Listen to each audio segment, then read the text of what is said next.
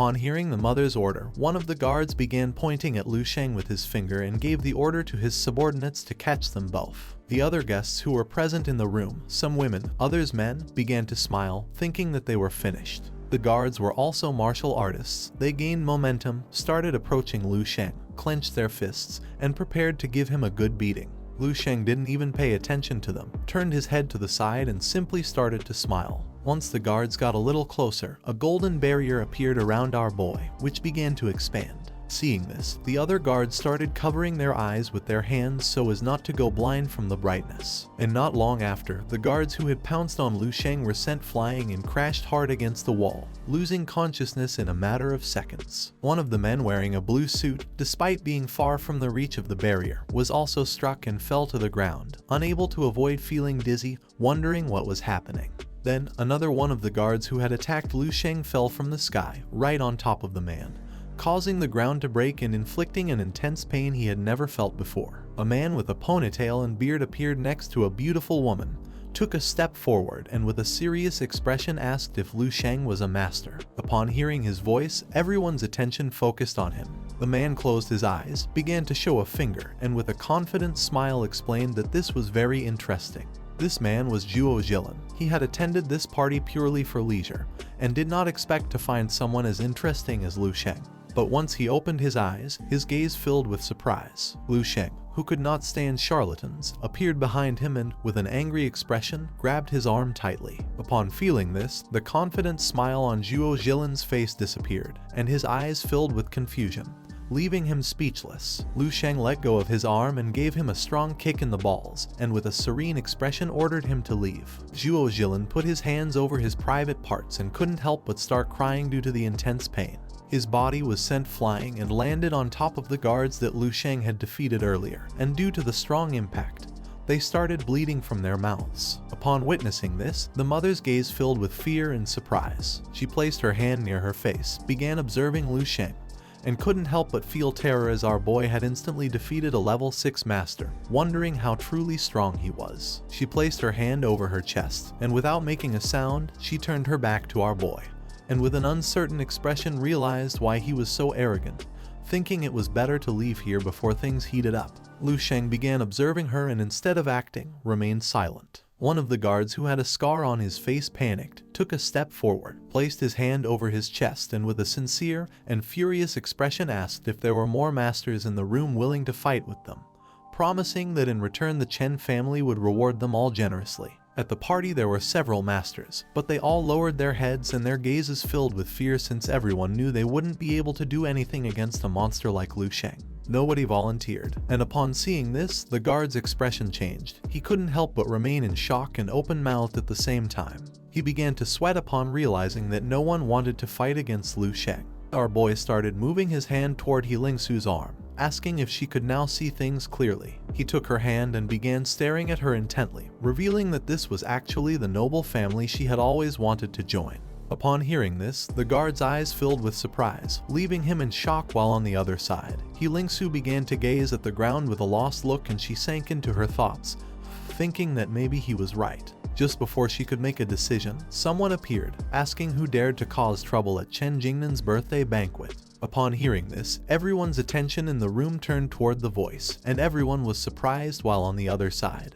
Lu Sheng remained as calm as ever. It was old Chen who appeared alongside Jongi and an army general. The old man began staring intently at Lu Sheng with an angry expression while on the other side Jongi and the general remained silent. One of the men put his hand under his chin, and his gaze filled with surprise and confusion since no one would have thought that old Chen had connections with the army. Realizing that he was a 7-star general, a prominent figure in the military hierarchy, the man next to him turned his head back, started observing them, and couldn't help but feel somewhat surprised. He mentioned that old Chen also had a connection with Jongi, the vice president of the Martial Arts Association of Jindu Province, a great level 8 master recognized for a long time.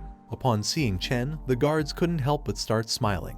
The guard who had a scar on his face began pointing at Lu Sheng with his finger and said confidently with a smile that he was finished. Our boy began to observe the guard with a calm expression and remained silent. Lu Sheng's gaze fixed on Jongi, and his eyes filled with seriousness as he remembered that back then, the martial arts tournament had been organized by him. He did not expect to encounter this guy here. Heling Su panicked, and with a look full of fear, she grabbed Lu Sheng by the clothes, advising him to hurry up and leave. He should take advantage of their lack of reaction and escape immediately. But far from paying attention to her, as was obvious, Lu Sheng remained firm, began to gaze at the ground and stayed silent. Heling Su grabbed Lu Sheng's arm with both hands, and seeing that he had no plans to flee, her expression filled with worry. She tried to persuade him by saying that she would stay here to help him negotiate with the Chen family, asking him not to worry about the relationship she had with her mother. And even if she had to pay a price, she was willing to do so since this matter could still be resolved without fighting.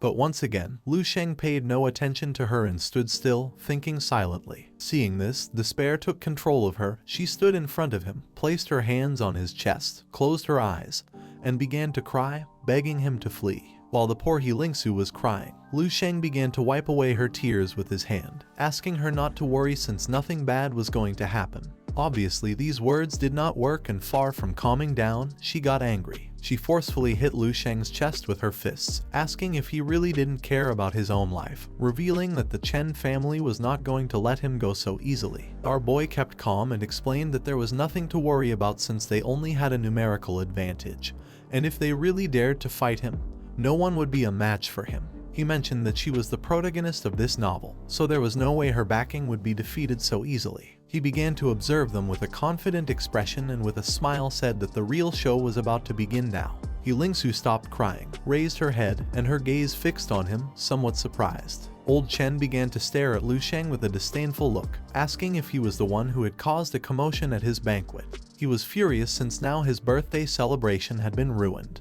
Lu Sheng paid no attention to Chen. He started approaching old Jongi, extended his hand toward him, and greeted him with a smile, adding that it had been a long time. Upon hearing his voice, Jongi snapped out of his trance and turned his attention to him, somewhat surprised. He began stroking his beard with his hand and, with an unexpected look, mentioned that he did not expect the culprit to be Lu Sheng. The truth was that the moment when he had killed a master and the tragic death of Lian Jaibai were still fresh in his memory, something difficult to forget. He turned his head towards Chen and with a serious expression advised him to let this go on his account. Chen's gaze was full of rage. He mentioned that today he was going to celebrate his 80th birthday, and Lu Sheng had intentionally come to cause trouble, and according to the rules, there was no reason to let this go. But just then, someone raised their hand, asking him that there was no need to do this. It was Lu Sheng, who closed his eyes and with a confident smile said it was better to follow Chen's rules. Upon hearing this, Heling Su's eyes filled with surprise and confusion. She couldn't believe that Lu Sheng was willing to fight against Chen. Everyone was shocked, and Chen's gaze, full of fury, fixed on Lu Sheng. Jongi stopped stroking his beard and panicked upon seeing that Lu Sheng didn't even want to take advantage of the opportunity they were giving him, wondering what was happening to him.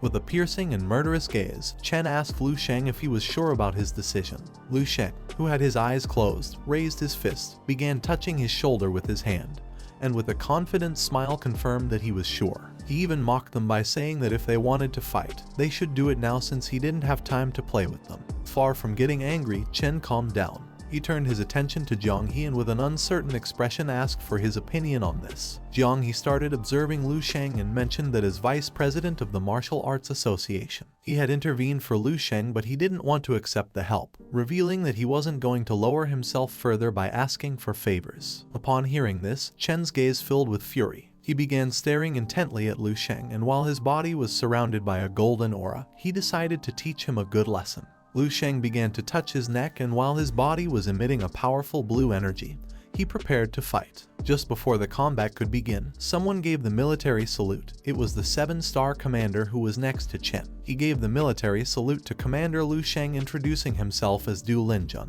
General of the 5th Combat District of the Eastern Army. Upon hearing that Lu Sheng was a commander, Chen couldn't help but feel somewhat confused and his mind filled with many questions. Lu Sheng remained calm and with a serene expression thought that this was too coincidental since there was no way someone from the Eastern Army would appear right here. Joo Gillan approached him, placed his hand on his chest, and with a sincere expression explained that they had not met before. In the grand tournament, Jongi and he had joined forces, but even so Lu Sheng had knocked them off the stage in one blow, asking if he did not remember him. Lu Sheng began to observe him and stayed silently thinking.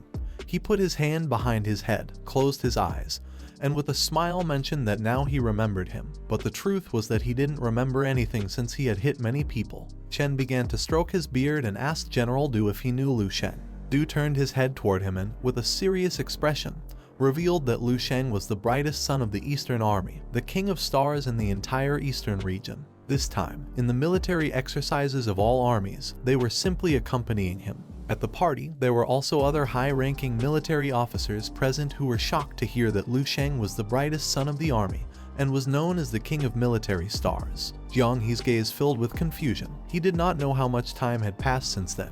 He could not believe that Lu Sheng had already reached master level and had become a level 8 master. He had even risen to the top as the strongest one, realizing that he had a dreamlike speed of progress. The military panicked upon learning that they were going to attack the king of the military stars, realizing that they were finished. Upon hearing this, old Chen began to show a forced smile, explaining that all of this had been a misunderstanding. Lu Sheng's gaze filled with disappointment. He wanted to put on a good show, but it no longer made sense to try anything. However, he then thought it was fine to leave things as they were and avoid the fight. The Chen family was just annoying, and they hadn't done anything serious enough to destroy them completely. Lu Sheng placed his hand on Heling Su's shoulder and with a calm look decided it was time to withdraw, explaining that the climax had ended just before it began. Upon hearing this, her gaze filled with surprise, leaving her in shock. With a lost and sad look, she turned her back on everyone and began heading toward the exit alongside Lu Sheng. Seeing that her daughter was abandoning the Chen family, the mother panicked, and desperation took control of her as she begged her daughter to return to the family. Heling Su paid no attention and with a sincere smile explained that Lu Sheng was right. False family ties meant nothing to her. For more than 20 years, she and her father had been living like this, and from now on she mentioned that they would continue just as well without the mother. Lu Sheng, who was walking beside her, remained silently listening. Heling Su closed her eyes and, as she began to blush, started smiling, saying that before she had been too naive. Both left the Chen mansion, and Lu Sheng couldn't help but smile because that was the Heling Su he knew. Lu Sheng stood next to her and, with a curious gaze, asked her what she thought of the plot he had prepared for her today, asking if she felt like the protagonist. She crossed her arms, closed her eyes, and replied that the protagonist was clearly him, thinking that surely by tomorrow half of the capital would know that the general of the Eastern District, Lu Sheng, had caused a great commotion at the Chen's banquet. A smile appeared on Lu Sheng's face. He began to walk away from her, closed his eyes, and with a happy smile revealed that this was exactly what he wanted to achieve. Upon knowing this, Heling Su's gaze filled with surprise, leaving her somewhat confused, not knowing what was happening. This is the end of the video. If you guys want to see the next part, then don't forget to subscribe and like the video.